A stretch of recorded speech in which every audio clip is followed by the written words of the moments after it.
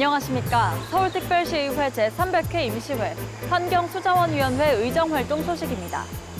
기후위기는 환경, 경제, 사회적 영향뿐만 아니라 인류의 생존과도 직결된 문제로 인식, 전 세계적으로 기후위기에 적극 나서고 있는데요. 서울시의회 또한 혁신적인 에너지 수요 관리 및 신재생 에너지 확대를 통한 기후위기와 환경 문제에 대응하고 에너지 정책의 핵심 주체인 시민의 적극적인 참여 및 권리를 위해 관련 규정을 정비했습니다. 이번 조례안 통과가 탈탄소 사회로 나아가는 밑거름이 되기를 바라며 서울특별시의회 제300회 임시회 환경수자원위원회 의정활동 소식 시작하겠습니다. 환경수자원위원회는 제300회 임시회에서 소관부서에 대한 각종 현안을 처리했습니다. 환경수자원위원회는 4월 19일부터 5월 4일까지 열린 제300회 임시회 상임위원회 회의에서 소관부서와 각 실국에 대한 업무 보고를 받는 한편 각종 안건을 심의했습니다.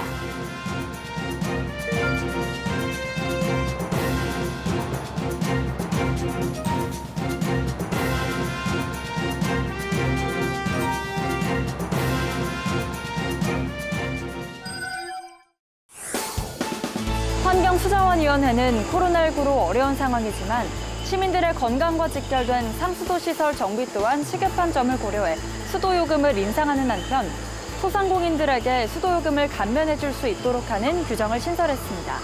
이 밖에도 어떤 논의가 이뤄졌는지 계속해서 환경수자원위원회 의정활동 소식 살펴보겠습니다. 환경수자원위원회가 미세먼지 배출량 통계 구축 체계 개선을 촉구했습니다. 환경수자원위원회는 4월 22일 열린 기후환경본부 소관 현안 업무 보고에서 2020년 온실가스 배출량 추정치 보고에 대해 서울시 온실가스 정책 목표를 실효적으로 점검할 수 있을 것이라고 말하며 미세먼지 배출량도 온실가스 배출량 추정치와 같은 시스템을 갖춰줄 것을 제안했습니다. 3년 전이니까 지금 현재 미세먼지 인벤토리는 2017년 거를 가지고 해야 된단 말이에요. 그렇기 때문에 이런 부분에 대해서도 시스템을 갖춰 놓으면 훨씬 더 연구하는데 효율적인 그런 연구가 될 것 같거든요. 기후변화에 적극적인 대응을 위해 전기차에 대한 지원, 충전소 확대 등 지원이 더 확실하게 이루어져야 한다고 지적했습니다. 그 충전소를 조금 설치인가 하려고 했더니 뭐 기준도 너무 까다롭고 아예 티오가 없는 거예요. 그러니 어떻게 전기차 소비가 늘겠어요? 한편 녹색 구매 지원센터 위탁이 늦어짐에 따라 당초 목표했던 성과를 달성할 수 있을지 의문이라며 변동 사항에 대해 자료를 요청했습니다. 환경수자원위원회가 태양광 신기술 실증단지가 기술 상용화로 이어질 수 있도록 체계적인 시스템 구축을 주문했습니다. 환경수자원위원회는 4월 26일 열린 서울에너지공사 태양광 신기술 실증단지 현장 방문에서 조성에만 머무르는 것이 아닌 실증단지에 참여한 에너지 기업 제품들의 기술과 성능을 과학적으로 측정하고 확인하는 데 서울에너지공사의 역할이 중요함을 강조했습니다. 특정 사업에 대한 성과 측정 부분에 있어서 이거를 에너지공사가 좀 주도적으로 명확하게 성과 측정에 잘 참여를 하셔서 이 실증 사업이 나중에 성과가 올 12월 달에 갔을 때 어떻게 됐는지 그때 좀 제대로 보고를 해주시고요. 실증단지 조성 사업을 서울시와 서울에너지공사가 협력해 진행하는 만큼 시행착오를 줄이기 위한 노력이 필요하다고 지적했습니다. 벽면과 캐노피와 바닥이 주어진 조건에 있어서 어느 정도의 발전 시간과 발전량이 가능할지에 대한 예측이 실증하기 전에 어느 정도 나와줘야 되는 거 아니냐. 한편 기술과 제품에 대한 합리적인 모니터링 시스템 구축과 함께 테스트 기간 이후 예상보다 좋지 않은 결과를 보인 기술과 제품에 대한 구체적인 운영 방안도 고민해 줄 것을 주문했습니다. 최근 환경 문제가 심각해짐에 따라 일회용품 사용을 자제하는 노력과 함께 일상에서 발생하는 불필요한 자원을 폐기하지 않고 재사용하는 자원 순환에 대한 관심이 높아지고 있는데요. 서울 시민의 자원 순환을 생활하기 위한 조례안이 가결됐습니다. 자세한 내용 시민 리포터가 알아봤습니다. 함께 만나보시죠.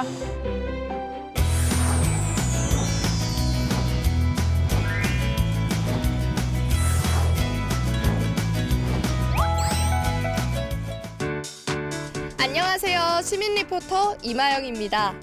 전 세계적으로 기후변화와 환경 문제가 대두되면서 자원순환은 선택이 아닌 필수가 됐습니다. 특히 버려지는 제품을 단순히 재활용하는 것이 아닌 디자인을 가미해 새로운 가치를 창출하는 새활용은 자원순환의 좋은 사례가 됐는데요. 새활용을 선도하는 새활용 플라자에서 자원순환의 중요성을 함께 만나보시죠. 서울 새활용 플라자는 새활용에 대한 모든 것을 보고 배우고 경험할 수 있는 세계 최대 규모의 새활용 복합문화 공간으로서 2017년 9월 5일 개관했습니다. 새활용 산업을 육성할 뿐만 아니라 새활용을 시민들에게 널리 알리고 있는데요. 시민들에게 새활용, 즉 업사이클링을 체험할 수 있고 또 그리고 업사이클링에 대한 방법과 여러 가지 재료들을 교육을 할 수 있게끔 만들어 드리고요. 그리고 전시회를 관람할 수 있도록 그렇게 하는 공간이 되겠습니다. 특히 이곳에는 입주 기업들이 많이 있는데요. 새활용을 통해서 부가가치를 창출할 수 있도록 이렇게 지원하는 사업들을 새활용 플라자에서 하고 있습니다. 서울 새활용 플라자 지하에는 폐원단, 폐금속, 폐가죽 같은 원재료를 발굴 또는 기증받아서 새활용이 가능한 소재로 만들어 분류하는 소재은행이 있습니다. 새활용 디자이너뿐만 아니라 일반 시민들도 구매가 가능합니다. 새활용을 위한 상상이 현실이 되는 곳, 꿈꾸는 공장. 3D 프린터, 대형 CNC 머신, 레이저 커팅기 등 약 30종의 다양한 장비를 이용해 새활용 시제품을 만들어 볼 수 있습니다. 실생활에서 이런 것들을 어떻게 적용하면 좋을지 많은 문의들이 들어오고 계십니다. 그래서 생애 주기별, 즉 연령대별로 각 생활에서 어떻게 접목할 수 있는지에 대해서 저희가 메이커스 연구실과 연계해가지고 같이 연구 개발 중에 있습니다. 또한 새활용 라이프 스타일을 보여주는 새활용 하우스가 있는데요. 생활의 기본이 되는 의식주 전반에 걸쳐 물건을 가치 있게 오래 사용하도록 의미를 담아 만든 물건들은 자원순환의 가치를 느낄 수 있습니다. 인식의 전환과 확산입니다. 이것을 어떻게 문화로 확산시킬 것인지, 절 연령대에게 보급시킬 것인지 교육이 너무나도 중요하기 때문에 각 연령대에 맞는 저희가 교육을 프로그램을 개발하였고 기획, 그다음에 운영하게 되었습니다. 교육이나 체험을 통해 자원순환을 생활화하는 것은 환경을 위해 정말 중요한 부분인데요. 이에 서울시의회는 제300회 임시회에서 서울특별시 자원순환 기본조례 일부 개정 조례안을 가결했습니다. 순환 이용이 불가능한 폐기물의 처분 사항을 규정하고 전문적인 자원순환을 위한 통계조사 근거를 마련했으며 시민을 대상으로 한 자원순환 교육을 규정하고 있습니다. 네, 기후환경 위기는 전 지구적 문제로서 갈수록 그 중요함과 심각성이 대두되고 있는데요. 그런 기후환경 위기를 조금이라도 줄일 수 있도록 필요한 근거가 무엇일까를 고민하다가 이번 조례를 발의하게 되었습니다.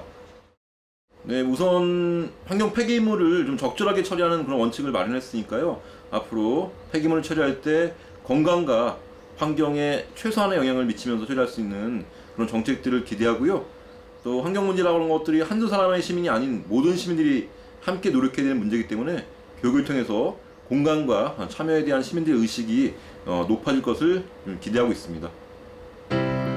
이번 조례안을 계기로 자원순환이 특별한 사람만이 하는 노력이 아닌 시민 모두가 생활 속에서 자원순환을 실천할 수 있길 바랍니다.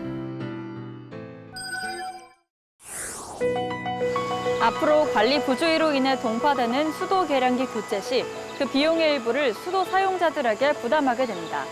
대부분의 계량기 동파는 보온 상태 부실 등 수도 사용자의 관리 부주의로 발생하는 경우가 많은데요.